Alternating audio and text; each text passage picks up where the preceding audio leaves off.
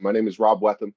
I'm the owner of the New Jersey Knights, which is a pro minor league basketball team that plays right now. We play in the ABA, the American Basketball Association. Yeah.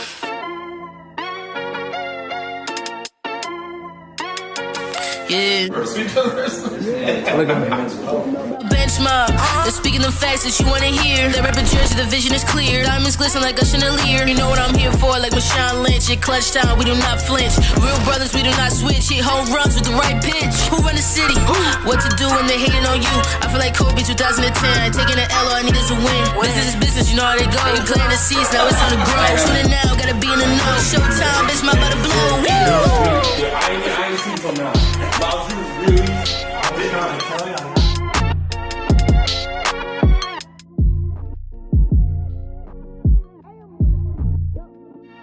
Bench Mob Podcast. What's up, bro? You're welcome back. Welcome back to another episode of the Bench Mob ENT Podcast. We got Rob Whetham on the show today. Coach, owner, CEO, former player, still might play here and there, get a triple dub. How are you doing today? I'm doing good, man. I'm doing good. I appreciate you having me. I love the show. So when you asked me to come on, I had to jump right on the opportunity. Appreciate you for taking time out of your trust. For those that's watching, this man has a busy schedule. Thank you for hopping on. So I mentioned some of the stuff. You coach now. You're the owner of the New Jersey Knights. You played at William Patterson, 2010 NJAC champion. Where did your love for basketball start? Like, I think mentioning all of those things, I think it's safe to say that you love the game of basketball. Yeah, there's no doubt. I mean, basketball is pretty much everything that I do in my life, So again, my name is Rob Whetham. I'm the owner of the New Jersey Knights, which is a pro minor league basketball team that plays right now. We play in the ABA, the American Basketball Association. That's actually where I met Tone. We linked up. We played on the same team in that was a while now, huh? Yeah, what are we talking, like 2015? Probably 2015, 2016, one of those. And it's been a while, but we linked up. We played for the Jersey Express, which is another team in the ABA, the OG team, the team that pretty much got everything started. And then we just were able to link up, and here we are all these years later talking about the game. Yes, sir. Where did your love start for it? Like, how far does it go back? So, I mean, I started playing basketball when I was 5, right? So, like, we're talking like, for me now, that's 34 years been playing basketball, just practicing, training. I think where I really fell in love with the game was, it's sad to say because the team is gone now, but the 2002 New Jersey Nets with Kidd and Kenyon Martin and Richard Jefferson, like that team is really the team that like got everything really flowing for me. And like I was like, this basketball thing is pretty cool. So not to mention I'm tall. I've always been a tall guy. When I was young, I was tall. And now I'm grown to be like 6'6". So basketball is just kind of like the thing that was easy for me to flow into, for sure. Yeah, 6'6" does help. For those who've never seen Rob play, he's got it though. Got the fundamentals. He's able to do the post game. Got a midi. I don't know if you're stretching out to the 3, but from what I remember, you had the mid range. You had the post work. What do you love about the game of basketball the most? I think it's the game with the greatest athletes in the world. I think the game of basketball, the ability that it takes to be good and to be successful, I think it could translate to every sport, right? I don't think you could say that about every sport where they're, the fundamentals of their sport and the athletic ability that it takes to be successful. I don't think you could say that about every sport where it translates into other areas. But I feel like basketball players are, the greatest athletes in the world, considering how big they are and how coordinated they are and how athletic they are. I think it's really a no-brainer. So, basketball is really it's a fun game to play. It's a tough game to play right. But when you get it all together, it's the best sport there is. I'd have to agree. We've had that debate on the show plenty of times. It's a couple football players on the show, so they have something to say about that. They feel football players are the most athletic, but I think I'd give it to basketball. Well, I'm a little bit biased. For you, right? You played college, ABA. You still here and there you'll play with your team. What motivated you and inspired you to go into the ownership side of starting your own professional team? Yeah, I mean, when I played, right, I wasn't, I was big, I was skilled, but I wasn't the most athletic guy on the floor, right? That's partially my own fault, right? Because I don't think, looking back now as a grown adult, I don't think I worked as hard as I should have, maybe, on the things that I lacked, right? Which has kind of kept me from continuing to move up and maybe play overseas and even maybe get more minutes for the Jersey Express and the different games that I played in. But just overall, I feel like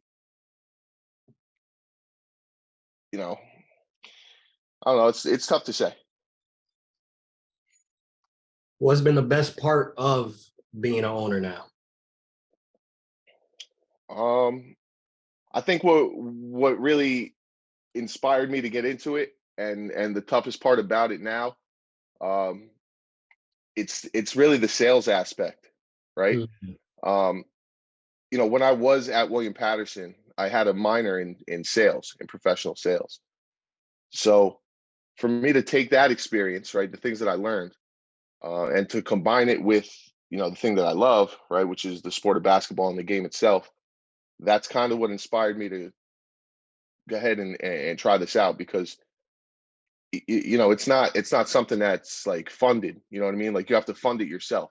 So you have to find ways to sort of like you have to basically run your own business, and you have to find ways to make it happen and get it done. And I felt like the things that I did in my past were enough. Like I learned enough to sort of to jump into this and to hold my own until I could really truly figure out what it takes to run a business, because you think things until you're actually put into the specific situation where you realize you don't really know anything. You don't know at least you don't know what you need to know. So, I thought it was just one big challenge, and I saw it as an opportunity for me to do what I love for the rest of my life. So I wanted to jump in and take that challenge head on. Hey, that's something good to be able to take what you learn and apply it to something that you actually love. I'm sure you know of plenty of people that are doing careers, jobs, just to, hey, I just have to do it. I got to pay bills. It's not something that I love. So I always give mad love and respect to those that are actually able to do what they love for a living, for a career, and keep doing it. Because, there's like adulting ain't easy. So sometimes. Yeah, I mean, every day you run into people that they're either complaining about their job or, the amount of money that they have. And, I don't want to say I used to be one of those people, because I kind of understood where I was, at certain points in my life. But, I've worked for other people. I've worked for companies, I've worked for school districts, and there's nothing like being on your own and sort of like when you make a sale, or you have money that comes in, and that's all your money. You don't have to you know what I mean? Like somebody didn't pay you, like you went out and got that money yourself.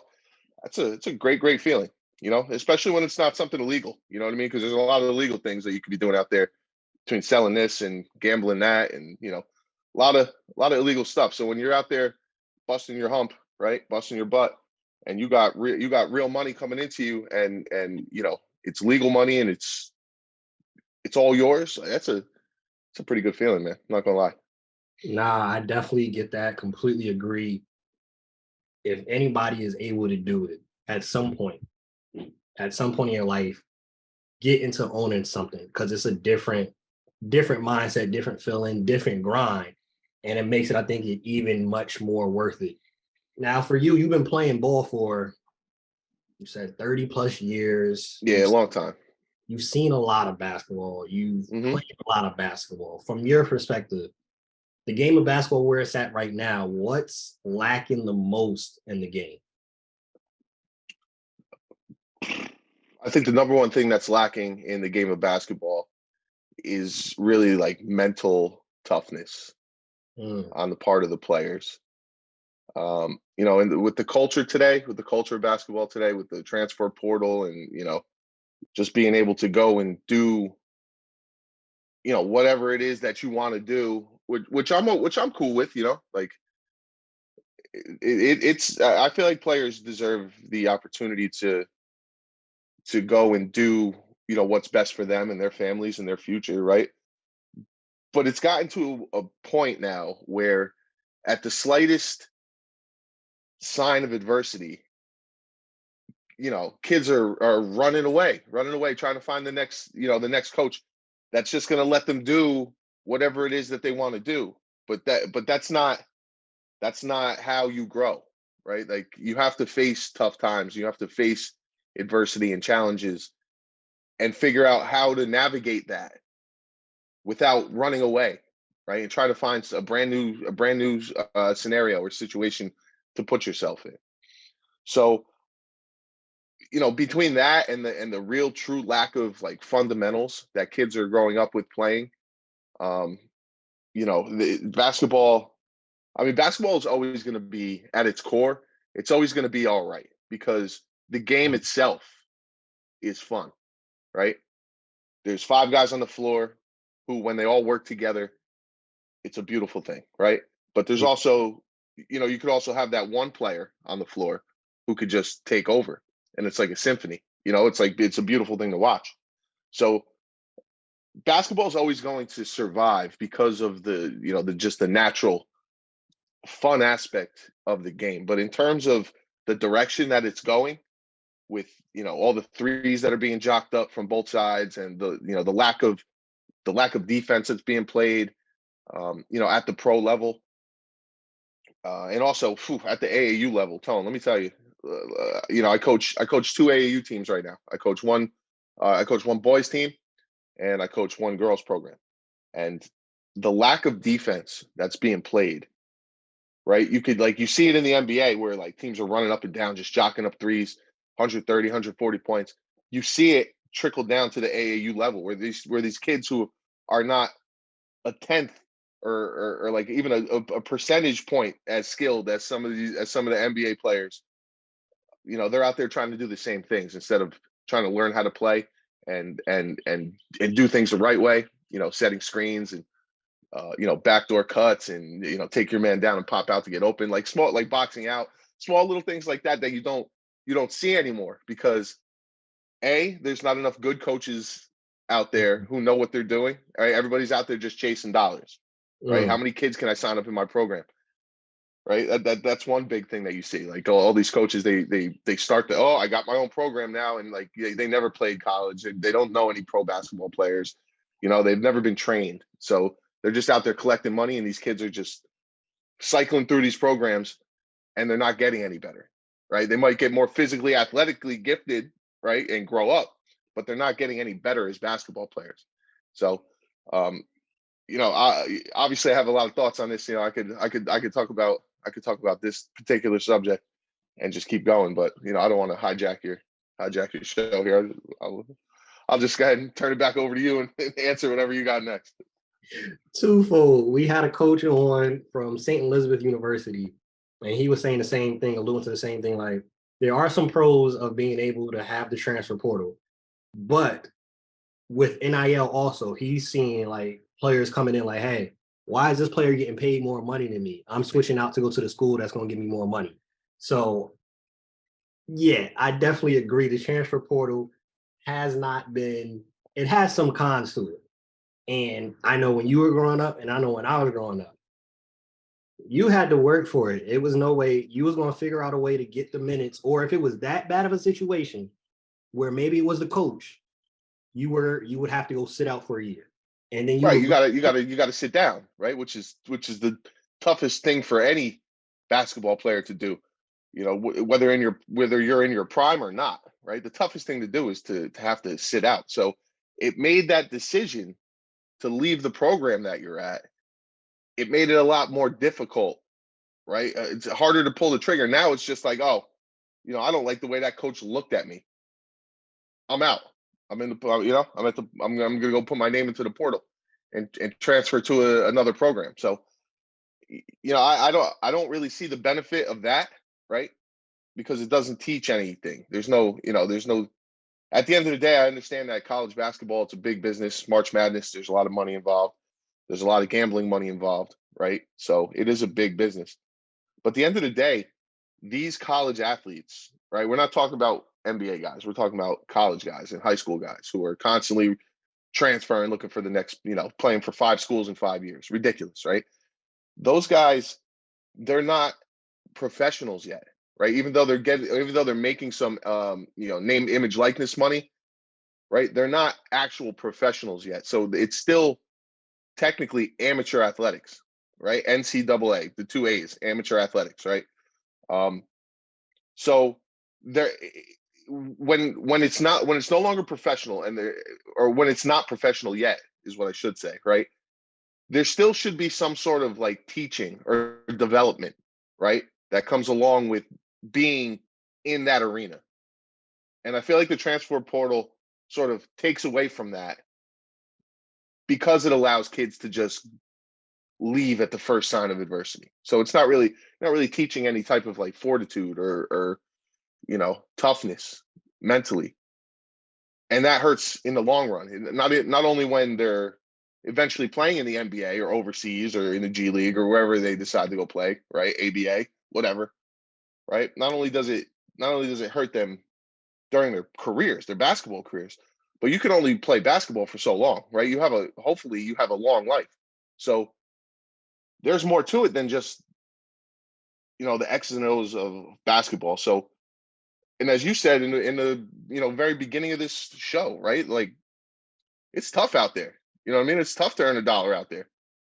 So if you don't have that mental fortitude or that mental toughness to be able to learn how to deal with adversity, you're not going to be successful in basketball and you're not going to be successful in life in general.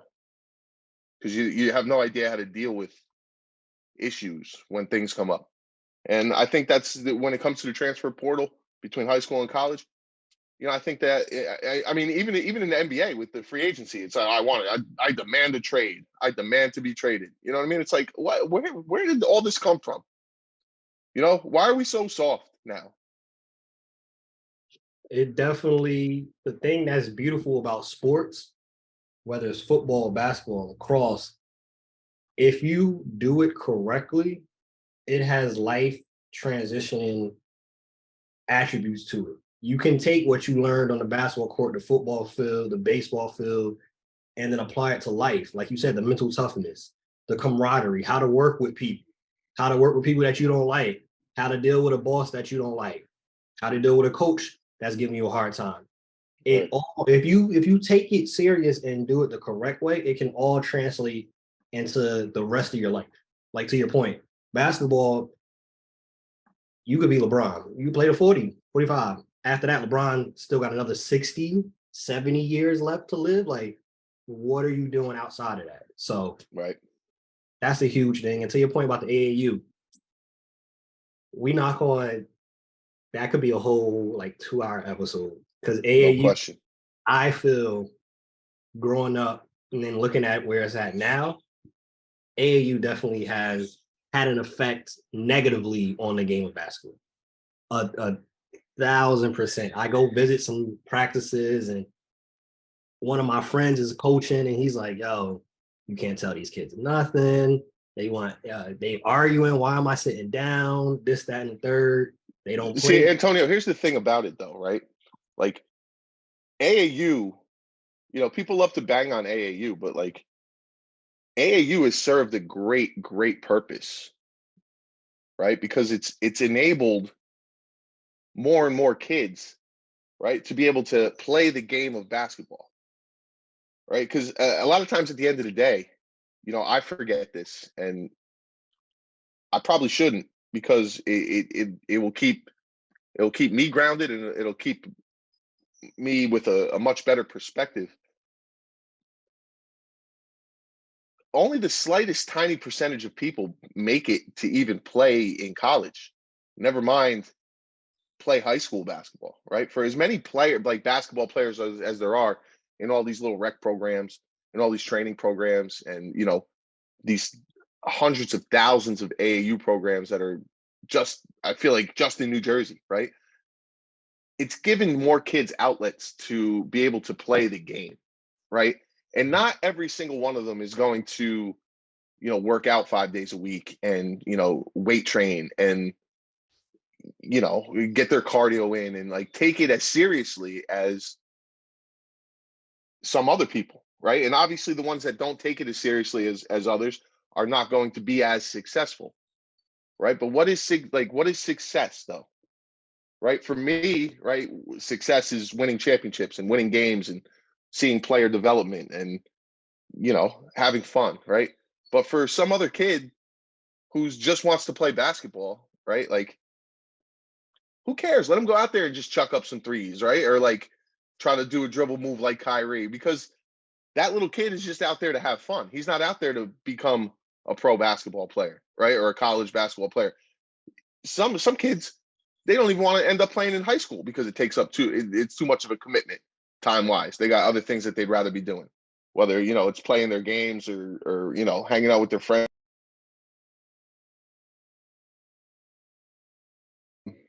Go ahead and finish what you were saying. So those young kids who don't take basketball quite as seriously as some of the other kids who might be a little bit bigger or more skilled or more talented, the AAU teams have given those kids an outlet to sort of be able to continue to play, right, with their friends and with other people, and meet other people from other towns that they wouldn't have had the opportunity to meet. So there's a lot of good that comes out of the AAU basketball scene, right? It's just that the people who are trying to do it at a higher level, there's a lot of nefarious activity, let's just say, that goes on. The craziest thing I've seen so far, right, in my years doing this so far, is there was a kid who he was playing 7th grade basketball, and he was a triple reclass. Triple.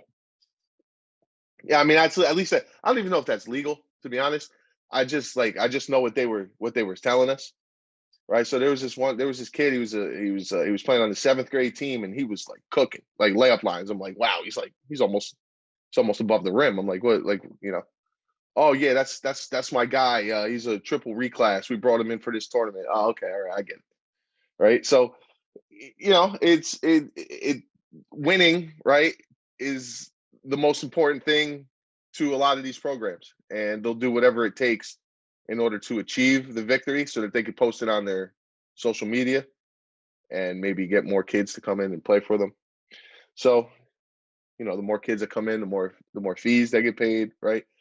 So, people are willing to do whatever it takes, right? But, I try to stay in my lane and do what I can, do things above board. But AAU is a great thing, and it's a gift and a curse to the game.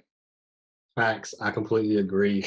When assembling your roster for your professional team for the New Jersey Knights, what do you look for in players when you're looking at the tryouts, when you're seeing in the games? What do you look for players like, yeah, I want that on my team?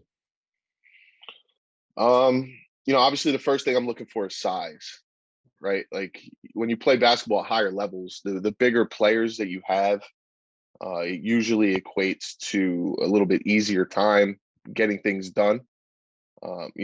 Obviously bigger players, they take up more space on the court, longer wingspan. It's a little bit easier for bigger players to rebound, do some essential things that are going to help the team win.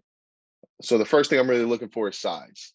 The second thing I'm looking for is, your overall skill level, your athletic ability, because when you get to a certain level, you don't really expect to be teaching like fundamentals anymore. Like I like when I'm holding a pro practice, I don't expect to have to teach somebody to, like take their man down and pop out to get open, or to set a screen, feet shoulder width apart. Don't move your feet. Like, I shouldn't have to tell the point guard to wait for the screen to be set. Like small little things like that. Jump to the ball on defense. Like, these are things that I shouldn't have to constantly go over and remind guys at this level anymore, right? So the other thing I'm looking for is like skill level and basketball IQ. Like, where did you play? Who taught you how to play? Do you even know how to play, right? These are all things that factor in, when I'm deciding who I'd like to have on my team. And then, of course, the third thing is attitude, right? You got to understand, I'm a startup business. So, you're not getting $100,000 contract from me to play basketball, right? Like, I don't make that. So, like, how am I supposed to pay you to play? When nobody's willing. That's one thing that a lot of guys, that they don't quite understand about this level of basketball, right? Because it's not the NBA or even the G League where it has money to fund it, right? In terms of, here's a commercial that you'll see, billboards, marketing teams, like all that, to get the name out there. Plus, the NBA already has that built-in respect where, like, you got a Utah Jazz basketball jersey, shirt on right now. You know what I mean? Sitting there wearing rocking a Utah shirt all the way over here in New Jersey, right? So, like, that's a global brand already. We don't have the luxury of that. So that's the first thing. The second thing is, a lot of these dudes who want to play at this semi-pro or minor league pro level, and they want to get paid, but, like, you got to understand, nobody wants to pay to watch you play basketball, right? Think about what I just said right there. You want to get paid to play, but nobody wants to pay to watch you play. So where does the money come from? You feel me? I completely get it. Right? So like you got to understand the level that you're at right now and the opportunity that's in front of you. Right? Like, right now, I'm in the process of leveling up. Like, every year I try to do something that levels up my program, right? So obviously not obviously, but this is my third year. I'm going into my third year. Well, really my fourth year, but my third season, right? Because I started this right before COVID. So when COVID hit, canceled everything. Couldn't get in the gym, couldn't breathe next to somebody, right? So, like, a lot of restrictions. So it was really the whole first year was just a lot of planning, trying to figure out, what to do, how to do it. Because I never ran a business before, right? All I know is how to coach basketball, how to play basketball. So for that whole first year, I was trying to learn all that. So then the second year, I was able to put together an actual product and play games and, compete. And then last year, I learned a lot about, how to manage players and how to try to keep people happy without paying, right? And then this year, I don't really want to give too much away yet because nothing's set in stone. So I don't want to set expectations and not be able to meet them. But I have another way to sort of level up this year, and hopefully that comes to fruition soon. But you got to understand, if there's no fans in the stands there to watch you play basketball, then nobody is going to pay you to play basketball. And I think that's the one thing that a lot of these guys, when they get to this level, forget. The gyms cost money, the uniforms, the equipment, the referees, everything costs money, right? Insurance, people don't even realize you have to have insurance in order to even get into these gyms. So everything costs money. So if you're not making money, right, if your presence there is not making money, not only for the organization, but for me, right, because this is my business, right, then how are you supposed to get paid? So a lot of guys' egos won't let them accept that. They don't want to work hard enough to get past that stage, which is why a lot of guys, they fail. They play a couple ABA games, then they never come back. So, that's just a little insight into, the structural integrity of trying to run a team like this. Now, with that, a lot of people don't understand the business side of basketball. which ultimately it still is a business. The owner has to make money. Like, it's different. You could have that discussion about how much you're getting paid. NBA. All right, we can have a discussion then, like, hey, you're the owner, you're making billions of dollars. I need to get paid. That's something different. For you though, you say you try to make it where you keep the players happy. At that ABA level, whether it's your team, other teams, what can players get out of playing at that level? Is it the film to go overseas? Is it to be able to get to the G League? Like, what is the pitch for them at that level? Like, hey, you're not getting paid, but this can turn into said thing. So a lot of guys, they don't have an outlet to really play high level basketball anymore. Once they either graduate college or, drop out for whatever reason, they got beef with their coach. You know what I mean? Their grades suck. They're not allowed to play. Right. So there's a lot of different reasons why people don't play. They don't have an outlet to high level basketball anymore. Right. And, people will argue with you about whether or not ABA is high level, this, that. I know what I'm dealing with on a night in, night out basis, right? Is it the NBA? No, it's not. But there's a lot of really good athletes, a lot of really good players that, probably could and deserve to get paid, right? But they're just not in that situation yet. But a reason that you would come play in the ABA or even in the TBL and not sign a contract and actually get paid to play is because you still crave higher level competition. You can go play in any random men's league, right? And be great. But what is that? What are you really proving to yourself anymore, right? At that point, you're just going out there, running around, potentially getting hurt for what, right? You're not competing. You're not playing at a high level anymore. So for you to join a team like mine, right? The New Jersey Knights, and not get paid to play, you do it because you want to play high level competition. You want to travel to a couple different cities on the East Coast, and maybe stay out overnight in a hotel and hang out, be a part of a team, right? A lot of people they really enjoy being a part of a team, and they miss that. So they come and they sign up, and they meet the players, and they become part of a team, like a family. And of course, you mentioned it, film, right? Film is a big thing. All the games are recorded. I don't post all of them on YouTube, right? Because the results aren't always the best, right? But I'm just keeping it real.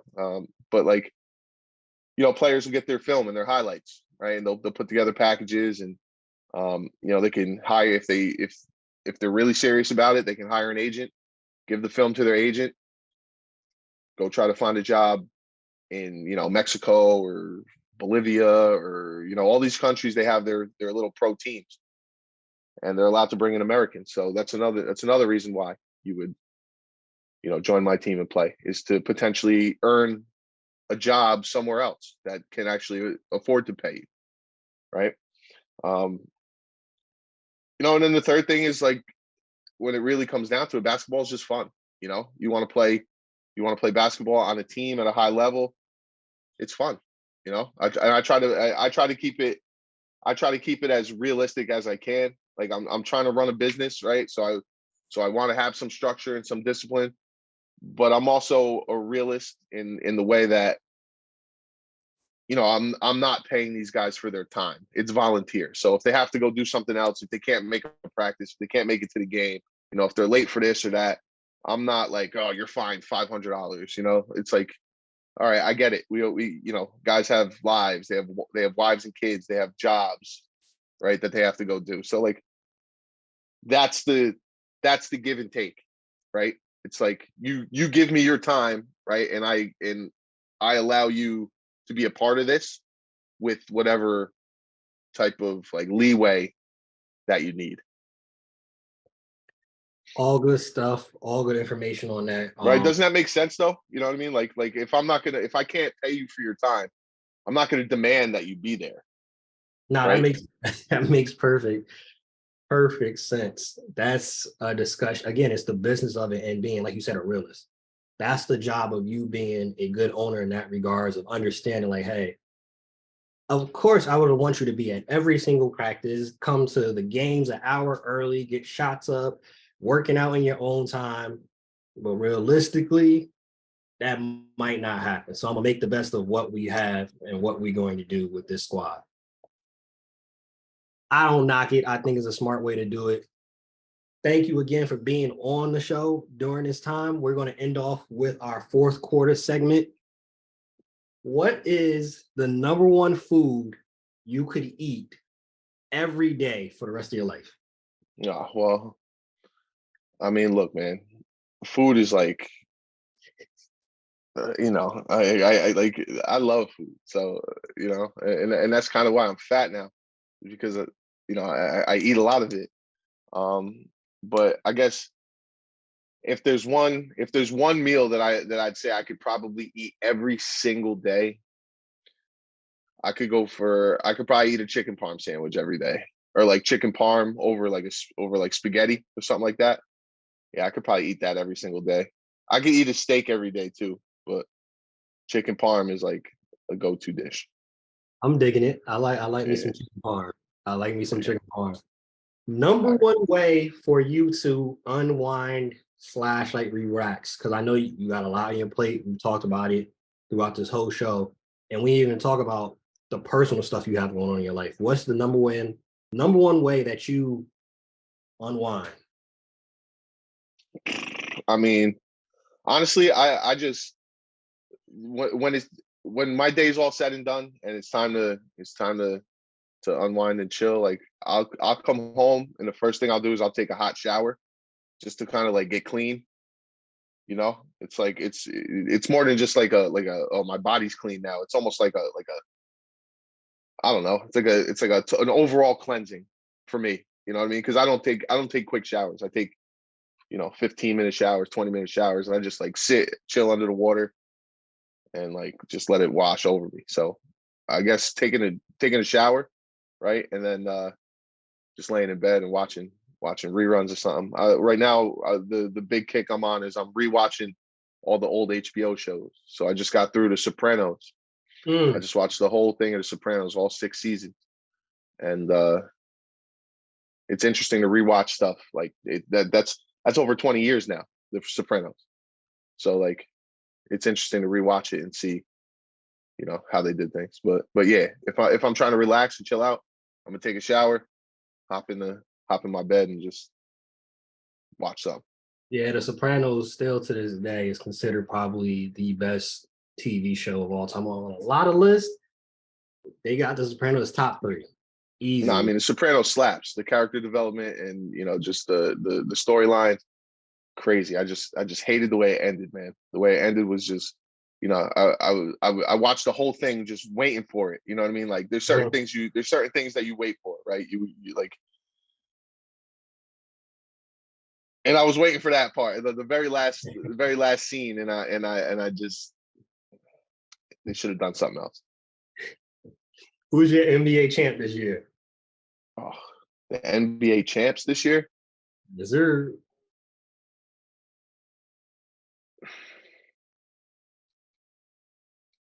Golden State. Golden State got you on that one. So if you had to choose, especially being that you know basketball so well, number one pick, if you had the number one pick of the draft, who would you take all time and active players? So number one draft pick all time, and then the number one draft pick of active players. Number one pick all time. Number one pick all time. That's a wild question. Because I mean, the obvious choice is Jordan, right? Like everybody would probably say, "Oh, I'll take Michael Jordan. He just can't be stopped. He's great defense, great offense, everything, right?" So I guess you kind of be like stupid to not pick Jordan, but it's real hard for me to, because of the way that I could fill out the rest of my roster, right? It would be hard for me not to pick like Wilt Chamberlain or like Bill Russell or even Kareem. You know what I mean? I'm partial to the centers because I feel like if you can get that big man that's like elite, dominant on both ends of the floor, it opens up everything for everybody else. So, and plus a guy like Bill Russell, if you pick Bill Russell, you could pick 4 other guys that just want to shoot, because he's gonna scoop up every rebound, right? And he's gonna play defense no matter what happens. But then you got Wilt, Yeah. It's so all right. So if I gave you just one player, Mm-hmm.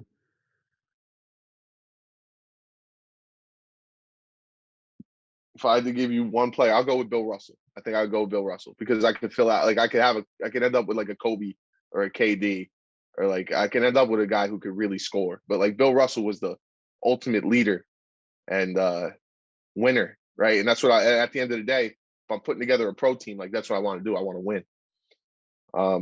So I'm gonna pick Russell, and I guess if I was starting a team with a player for today, you know how much I love Jokic. Like you know how much I love Jokic. Like that guy's he's the prototype for the NBA today.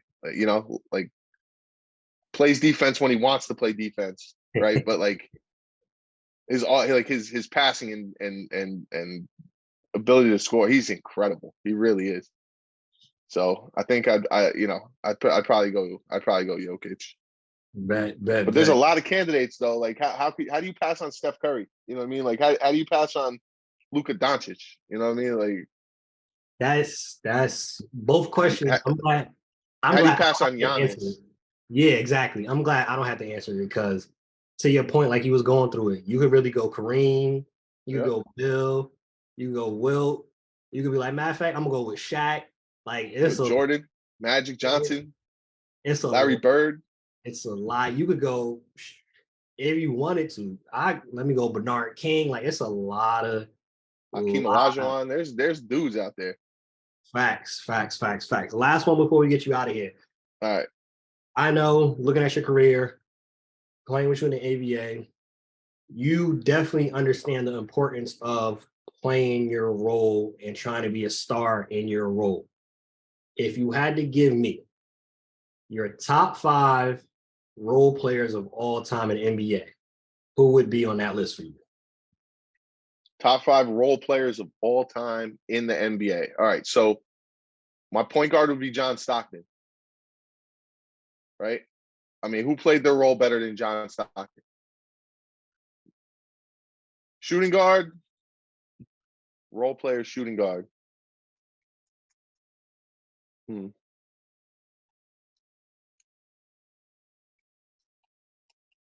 right, I'm gonna get back to you on that one. Mm-hmm. I know my power forward would definitely be Dennis Rodman, right? Because Dennis Rodman played a crazy, like his role was crazy. He knew exactly what he needed to do. I guess my center role player would be Bill Russell, right? Because like he played his role to a T. He could have asked for 30 shots a game, but he just did what he had to do. That was his role. Defense and win, help coach on the floor, like all that. So I guess we got Stockton, Rodman, and Russell. So now we need 2 guys who are gonna play the role. 3-and-D guy. We need a 3-and-D guy, and we need a shooting guard who's gonna lock up, but also be able to get to the bucket. Yes, all right, so I'm gonna take Jimmy Butler as my shooting guard, right? Because he might cruise through, right? Like he might cruise through the regular season because that bores him now at this point, right? But like you see what Jimmy does when it's time to turn up, right? Yes, sir. Like when Jimmy Butler turns up, like it's all the way up. Jimmy's that guy. Like Jimmy turns all the way up. And then a small forward who plays his role.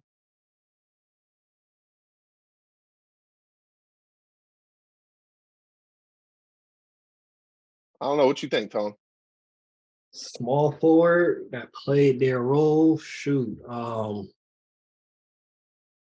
if you want a 3 and D, maybe you're looking at somebody like a Shane Battier. I hate Duke and all Duke players, so I'll never. So you'll never catch me like like you're not gonna. Nah, we're not doing that. Shane Battier, nah, we're not doing that. Nah. All right, you know what? Just because you said that, you know who my small forward is going to be? My small forward is going to be Vince Carter. And Vince Carter's role is to tear the roof off the building. That's Vince Carter's role, is to get right and tear the roof off the building. So we'll go with Stockton to set everybody up. We'll go with my wings, Jimmy Butler and Vince Carter, and then give me Dennis Rodman and Bill Russell as my all role player team.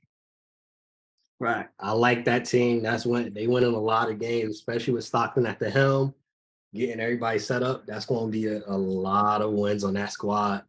Yo, Rob, we appreciate you hopping on.